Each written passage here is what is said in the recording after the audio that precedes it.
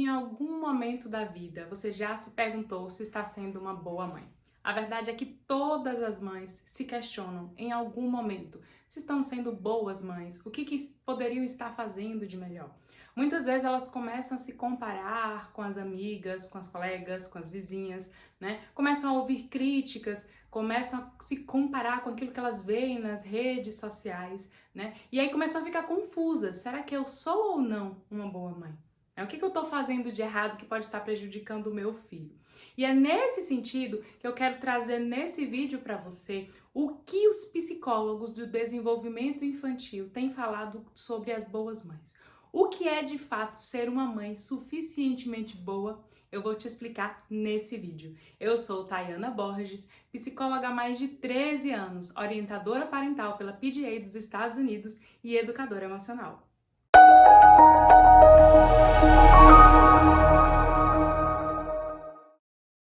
Atualmente, a gente tem encontrado muito acesso à informação sobre maternidade. Na verdade, todo mundo tem alguma coisa para dizer, tem algum conceito ou algum conselho para dar. Sempre tem alguém que entende um pouco mais ou acha que entende um pouco mais sobre a maternidade e está ali influenciando pessoas, dizendo o que elas devem fazer, como que elas devem se comportar, como que elas devem agir. E muitas vezes isso acaba muito mais confundindo a cabeça das mães do que ajudando. E as mães começam a se questionar, será que estão sendo boas mães? E aí começam a se comparar, né, com colegas, com amigas, com aquele conteúdo que elas veem nas redes sociais, no Instagram ou aqui no YouTube, enfim. Elas começam a repensar a sua maternidade e a se questionar. Muitas vezes começam a sentir angústia ou culpa, ou apenas querem buscar estratégias para melhorar. Começam a pensar, o que eu posso fazer para ser uma mãe melhor? Como psicóloga, mãe de 2 meninos e também influenciadora com mais de 23 mil mães me seguindo no Instagram, eu tenho percebido que há 2 mitos muito comuns sobre a maternidade, sobre ser mãe, que rola na internet. A verdade é que esses mitos mais prejudicam a nossa expectativa de ser uma boa mãe do que nos ajudam. São mitos que a gente nem percebe que eles existem, mas que acabam prejudicando o nosso jeito de ser mãe, porque acabam influenciando nossas emoções e nossos sentimentos, aumentando a culpa e a frustração. E eu vou mostrar para você quais são esses 2 mitos que estão prejudicando, que estão circulando na internet e que acabam prejudicando a nossa imagem, né, de ser uma boa mãe. E depois eu vou te dizer o que é que os psicólogos, né, e estudiosos da psicologia do desenvolvimento e da psicologia infantil têm falado sobre ser uma boa mãe, mas os critérios que eles defendem que são necessários, né, para que você seja uma boa mãe. O primeiro mito que a gente encontra nas redes sociais é o mito da maternidade romântica. Esse mito da maternidade romântica, ele tem sido tão falado e tão questionado que, na verdade, ele tem até reduzido um pouco, né? O que acontece? Muitas vezes as mães começam a mostrar, principalmente as influenciadoras, começam a mostrar uma maternidade muito bonita, muito fácil, uma maternidade em que é possível dar conta de tudo. Então essas mães estão ali fazendo tarefinhas educativas com as crianças todos os dias, a casa está sempre limpa, os filhos nunca fazem birra, essa mãe vai pra academia, tem um estilo de vida super saudável, os filhos não comem industrializados, né? E acaba se focando muito nesse lado de, olha, é possível ter uma maternidade perfeita, filho sem birra, nunca comer besteira, é possível que você seja uma mãe linda, maravilhosa e que dá conta de tudo. Quando, na verdade, por trás daquilo que é postado, existe uma realidade que não é mostrada, de rede de apoio, de uma condição financeira muito boa, né? De estilos de vidas, né? De perrengues e dificuldades que existem, mas que não são mostrados e que por vezes as mães acabam ficando, né, acreditando que é só aquilo que está sendo mostrado nas redes sociais. Mas felizmente, esse mito da maternidade perfeita, essa romantização da maternidade está morrendo. Mas felizmente, né, esse mito da romantização da maternidade perfeita, ele está morrendo, pois vem sido muito questionado nas redes sociais, que isso não existe, enfim. As mães abriram os olhos e não acreditam mais nessa maternidade romântica. E é aí que entra o segundo mito. O segundo mito é o mito da romantização do sofrimento materno. Ou seja, ele é totalmente contrário àquela maternidade romântica que só mostra coisas boas. Mas ele começa a mostrar só o sofrimento. É uma lei da exaustão. A boa mãe é aquela mãe que está exausta. A boa mãe é aquela mãe que abdica de todos os seus desejos, de todos os seus prazeres e de todas as suas vontades. É o mito que faz com que a mãe acredite que, para ser boa para o seu filho, ela só pode estar feliz se ele estiver feliz.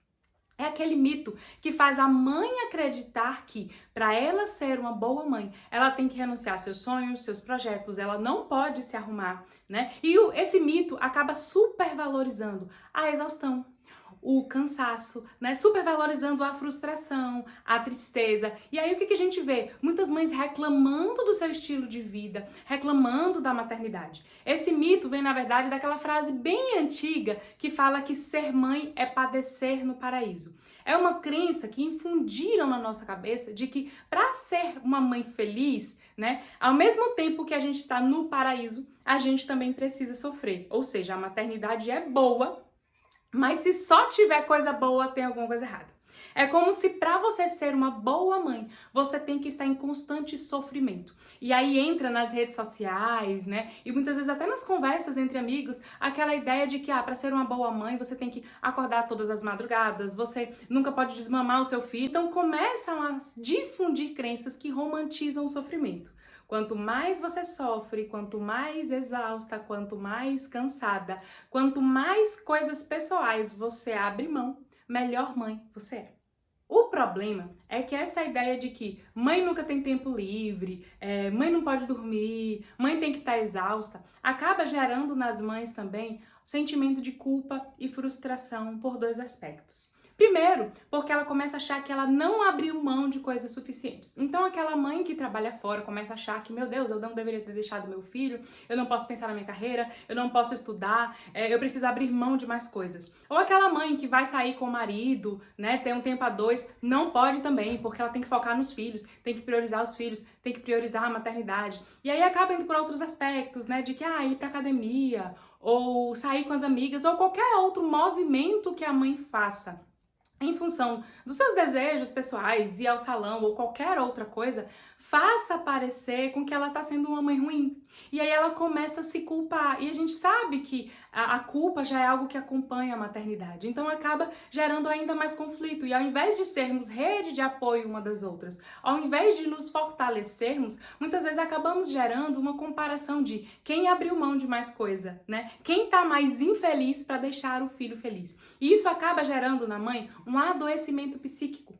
Porque, além da culpa que eu falei anteriormente, isso acaba gerando frustração, porque ela vai deixando de ser quem ela vai deixando de realizar seus sonhos, de realizar suas vontades, e ela vai se anulando e automaticamente ela vai se deprimindo, ou vai tendo crises de ansiedade, começa a ter pensamentos negativos sobre si, sobre os filhos, a autoestima vai sendo prejudicada. Isso vai automaticamente também gerando conflitos familiares, inclusive conflitos conjugais, conflitos com os filhos, além de acabar sendo um fardo muito pesado para as crianças terem que conviver com uma mãe que abandonou tudo pelo filho. Porque daí a criança começa a desenvolver uma crença de eu preciso fazer minha mãe feliz, né? E aí a criança também cresce com essa culpa de que minha mãe largou tudo por mim, mesmo que essa mãe não verbalize isso. Já expliquei sobre isso aqui em um outro vídeo, você pode também procurar aqui no canal o vídeo Me Perdi Depois que Me Tornei Mãe, e lá eu falo um pouco sobre como que isso prejudica, né, as emoções dos nossos filhos. Enfim, as duas visões da maternidade acabam sendo extremistas, prejudiciais e impossíveis. Impossíveis porque elas geram culpa, porque elas ficam buscando uma perfeição que não existe. Uma perfeição de dar conta de tudo e a outra, uma perfeição no sentido de abrir mão de tudo e de se anular. Ambas geram depressão, comparação, frustração, adoecimento psíquico para toda a família, para as crianças, e a mãe vai abrindo mão dela, ou a mãe vai só gerando, né, desejos e comparações e culpas e não realiza seus próprios projetos, ou tenta dar conta de tanta coisa que ela vai ficando cada vez mais ansiosa e angustiada. Então nenhum desses dois mitos sobre a boa mãe é real. Eles, pelo contrário, eles são muito prejudiciais e acabam prejudicando as suas emoções. Então, nenhum desses dois mitos são bons. Nem o ideal de romantização da maternidade, nem o ideal de romantização do sofrimento materno. Nenhum desses dois vai te conduzir a uma saúde mental e nenhum desses dois vai configurar você como, de fato, uma boa mãe. E eu vou te explicar agora o que alguns estudiosos têm falado sobre isso. De acordo com Winnicott, um pediatra, psiquiatra e psicanalista, ele desenvolveu uma teoria sobre a mãe suficientemente boa. E segundo ele, a mãe suficientemente boa é aquela mãe que consegue suprir as necessidades dos filhos, mas não é perfeita. É uma mãe que erra com frequência, mas que, quando erra, é capaz de corrigir e buscar melhorias. Ou seja, é uma mãe que não está buscando a perfeição, que está fazendo o possível para suprir as necessidades físicas e emocionais do seu filho, né? Que tenta estar presente, que é acolhedora, que transmite segurança, que alimenta essa criança, que garante que esse filho esteja saudável, bem alimentado, que durma em segurança, que esteja limpo. Mas é uma mãe que sabe que vai errar, que vai cometer erros, mas que quando erra, ela está disposta a melhorar, ela está disposta a corrigir esses erros, ela está disposta a ser melhor, a aprender coisas novas. Seguindo essa linha, a psiquiatra e psicanalista alemã Karen Horner, ela desenvolveu e descreveu uma teoria em que ela defende que todas as pessoas possuem 10 necessidades neuróticas. Por que necessidades neuróticas? Porque à medida que essas necessidades não são supridas, elas acabam gerando alguns problemas de comportamento, algumas dificuldades emocionais. Mas também, segundo Karen, nenhuma pessoa, nenhuma criança terá suas 10 necessidades supridas por completo. Sim, é impossível, mãe, que você supra todas as necessidades emocionais, sociais e psicológicas do seu filho. E físicas também, né?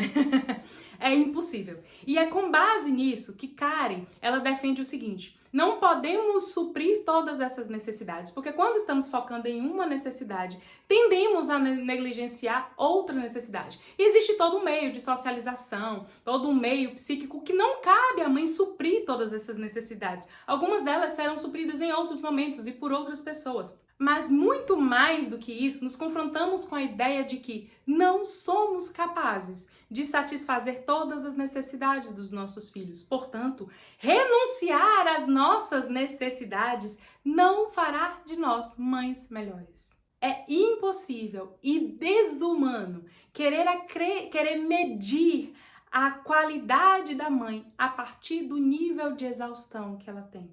É desumano acreditar que a mãe só é boa quando ela está exausta, porque por mais exausta que ela seja, ela não será capaz de suprir todas as necessidades da criança. E então, qual é o nosso papel de mãe?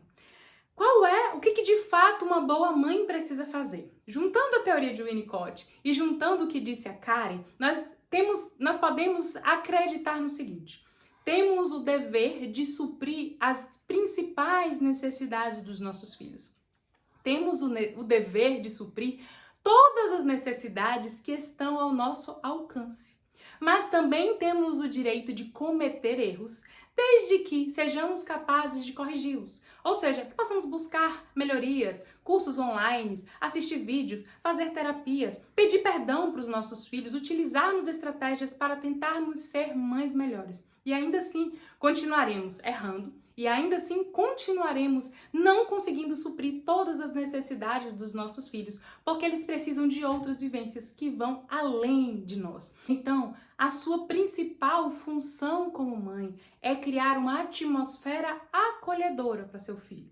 É criar um ambiente em que seu filho, além de ter as necessidades supridas, também se sinta seguro, acolhido, protegido e amado. É que você possa dar aquilo que você tem sem adoecer a sua saúde mental. Se você fica ali buscando ser uma mãe perfeita, ou se você fica negando todas as suas necessidades, você está buscando um padrão que você não vai atingir.